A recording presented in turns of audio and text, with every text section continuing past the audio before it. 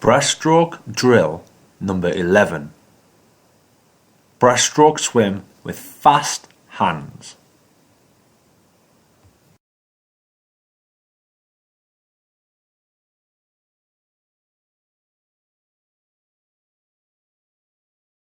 Fast hands on breaststroke encourages the timing of the leg kick to be most effective. This ensures a streamlined position is in place as the legs drive backwards. Be driven forwards and knocked down.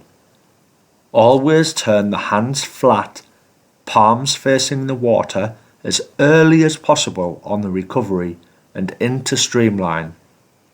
This prepares immediately for the outward scull at the catch.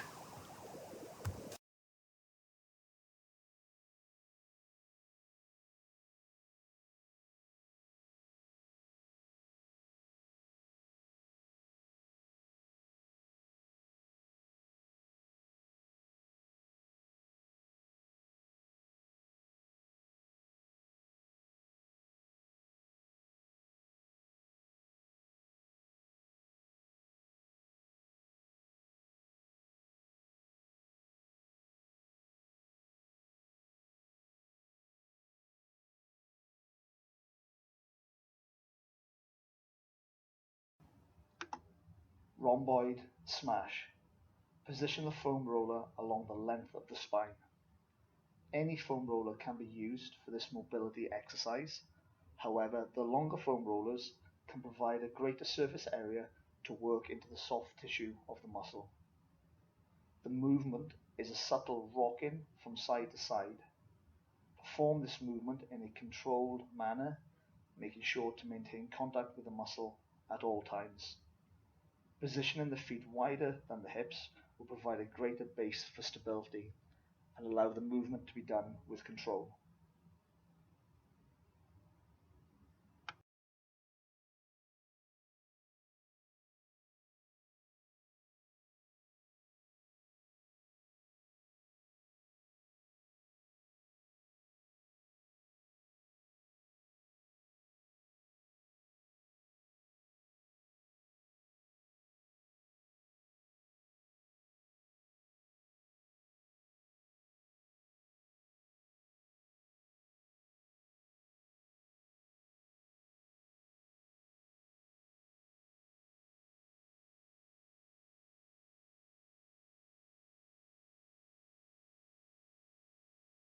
Tree hug stretch. This stretch can be performed in a standing position, a kneeling position, and a kneeling position while sitting back on the heels. The benefit of performing this stretch while sitting back on the heels is that two stretches are actually being performed. One for the back of the upper body and also one for the ankles.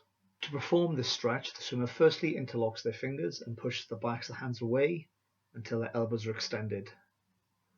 The swimmer can then bend at the elbows and push the elbows out. The swimmer should feel a stretch between the shoulder blades. To further increase the stretch, the swimmer can flex at the spine, creating almost a C shape. When performed from standing, the feet are facing forward and are hip width apart, with a soft bend at the knees. Hollow body hold at in-sweep. With the swimmer on their back, the hips are drawn into a pelvic neutral position. This can be seen with the arch of the lower back being pushed towards the floor. The legs are drawn together with feet pointed. While maintaining a strong pelvic position, the legs are raised from the floor. The arms are also raised, so the hands' elbows are in line with the shoulders. The elbows are bent and are facing outwards, as if to adopt the in-sweep of the breaststroke technique.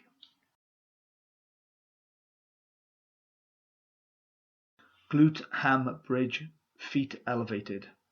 In the start position, the feet should be elevated to a point where there will be 90 degrees at the knees and 90 degrees at the hips.